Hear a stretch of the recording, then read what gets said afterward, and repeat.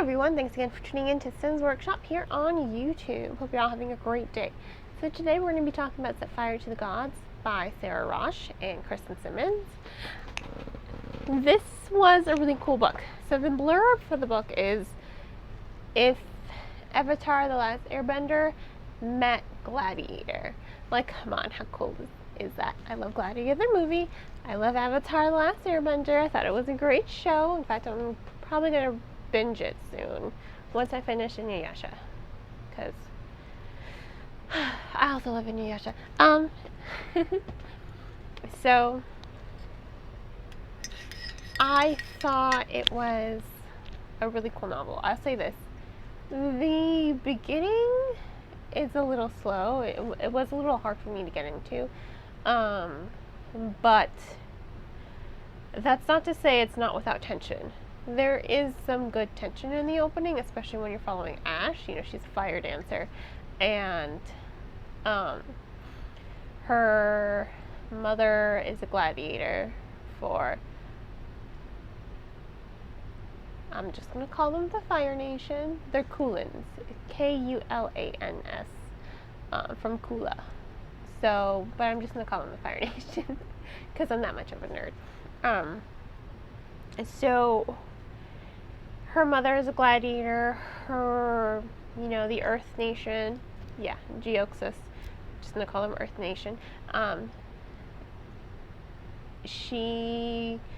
Nation kind of cheats, ending in her mother's untimely demise, and Ash kind of intervenes, and then, these two kingdoms declare war against one another. Great, that's like the best tension in the opening sequence.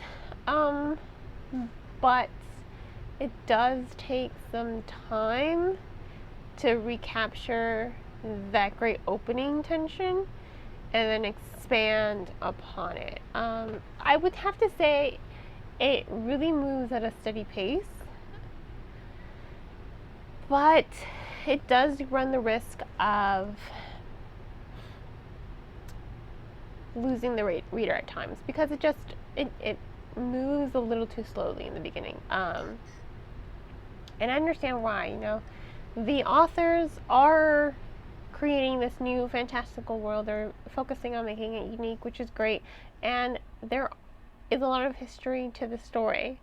I do love that history. If you've seen any of my others, I love it when history is trickled throughout the story, because it adds more depth, it adds more tension to the overall plot if it's slowly developing throughout the story. That being said, I don't know why I felt like the story just took a little... The first half of it was a little okay for me. That last half of the novel, that was just like bum, bum, bum, bum, bum. 50% of it, the opening. Because you're really understanding this world. You're really understanding these characters. And there are more than just the four elements here. You also have flora, communing with flowers and the flora and fauna. And you also have Biotus, I believe his name was, Biotus. He is the beastmaster. He communing with the animals. So you've got earth, air, water, fire, animals, flora. I think that was a really cool way to kind of expand upon it. I've seen something like this before, similar but not the same, so I do like that. It is similar to something that I have read before in the fantasy genre, but it still is unique enough to remain fresh.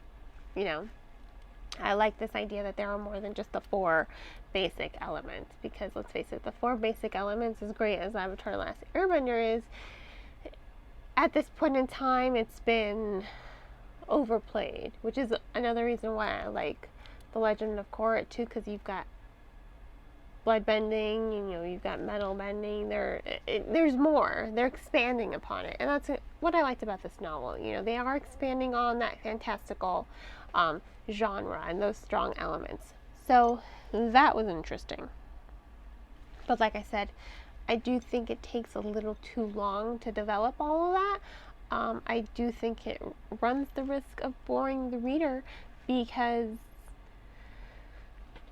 the authors are focusing so much on some of those history and the culture in these worlds, and you're going between Madoc and Ash. You know, the story is split into two perspectives. Madoc is undivine.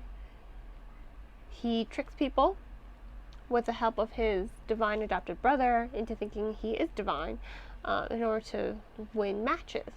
You know, and things happen with him that force him to be a gladiator as well. So there's a lot of tension in the story, I'll say that. But it's slow to develop.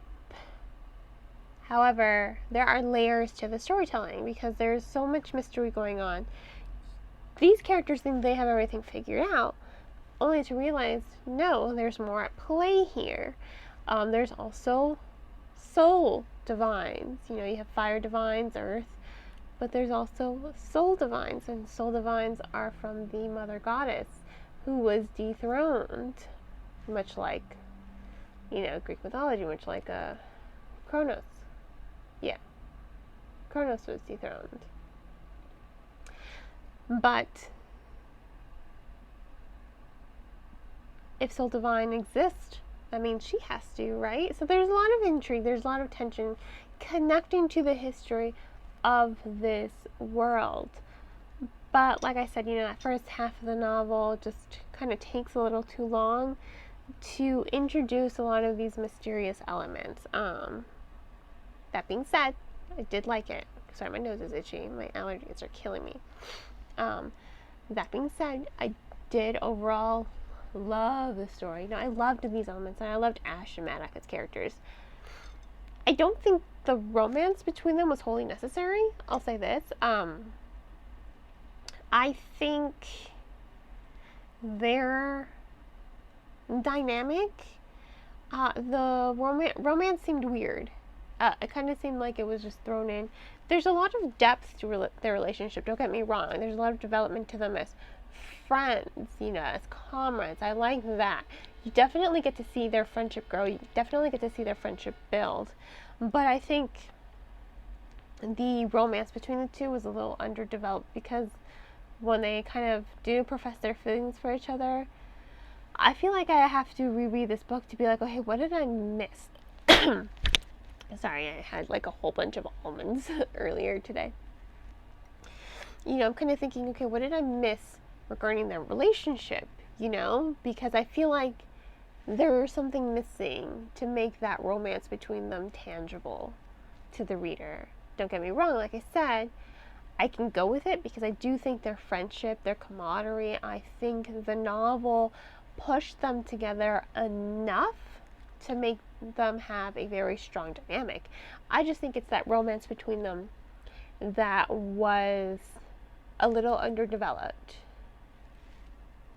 Now, as far as Ash is concerned and Madoc as individual characters, I do like the progression of their story arcs. Yes, the story takes a little too long for my taste to develop, that first 0.5%, but they do come out of things a little stronger, as better characters, I should say. They are discovering that there's more to the world than they think, you know, and at the core of it, they both want what's, sorry, allergies. They both want what's best for their people, for their home, for their families, for their loved ones. That's what they have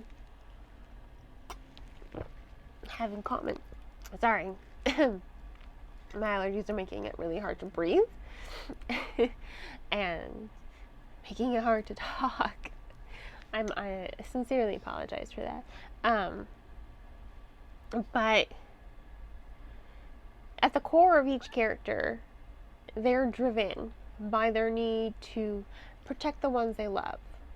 And I think that's great, but the way they both go about it was interesting. It was, in that respect, well developed. Like I said, their friendship is well developed. Their dynamic is well developed. And it does lend itself to developing these characters as individuals. They balance each other out because of this, you know? That's what I'm trying to say.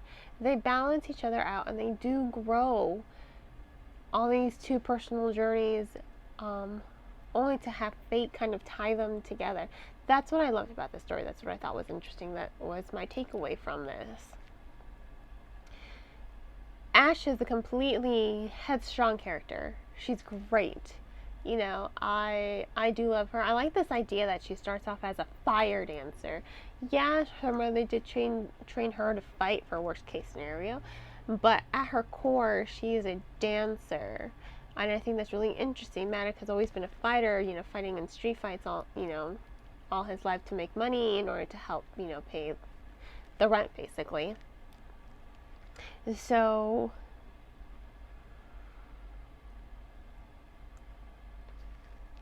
when they face each other, they balance each other. Because even though he fights all his time, he has a sort of calmer demeanor to him. It's gentler. He's a very, like his core being, he's a very gentle person. Whereas Ash, she's, you know, fire. She's very fiery at her core. And so they balance each other out. And I like that. Once again, that goes hand in hand with their dynamic, that goes hand in hand with their friendship, their development as individuals, because they balance each other out so well enough that they're able to grow when the other one is not in the scene. That's what I liked about it, because as they're developing, you know, as they're uncovering all these secrets, all this magic, all this turmoil, they are growing internally. They're figuring things out, and as a team, they're becoming this unified dynamic force, and that's what makes it interesting as far as them. But you know, I do think that the romance could have been a little bit more developed, because like I said, I do think it was underdeveloped overall. But you know what, I think this was a really cool story. I really do think it was interesting. It held my attention. You know, it was memorable. I do love all the plot twists. Like I said, that last half of the book, I think it took me 2 days to read the first half, and then that last half, I just couldn't put it down. I just stayed up and I was just like, I actually fell asleep reading it because I didn't want to put it down. My husband came home, and because he works nights, he came home in the morning and he found the book like on my chest, and I was like, yeah. But I didn't want to put it down. You know, I thought it was really good, that last half. The momentum speeds up, that pacing speeds up, the tension, it rises, the characters, they grow, they develop. That last half of the novel is filled with a lot of intrigue, it's filled with a lot of magic, it's filled with a whole lot of plot twist and lots of revelations that make the story compelling in the long run. So I'm really excited to see the sequel and how the story is going to continue. But that first half, it moved a little too slowly for my pace, for my taste. You know, the pacing was steady, yeah, it just moved a little too slowly for me personally. That may be different for a lot of you, but like I said, I still highly recommend this novel because it blends together Avatar: The Last Airbender with Gladiator in such a great way. You know, I love the blending of these two fandoms, I guess. I love the blending of these two. Ultimately, I thought it worked really well. I thought the authors did a really good job of tying them together and expanding upon them. And so this was Set Fire to the Gods. I will include to purchase the book in the description below. If you're a little hesitant about buying it, I definitely recommend checking it out from the library. I definitely recommend reading it, period. You know, I definitely think if you like Gladiator, or if you like Avatar: The Last Airbender, you're going to like this book. So I definitely recommend reading it. But, you know, if money is too tight, or if you're a little hesitant about ordering it, I definitely recommend checking it out from your local library, because libraries are a great resource for the community and definitely deserve our support. And I hope you'll support me by liking this video and subscribing to my channel. I hope you all have a great rest of your day, and as always, happy reading.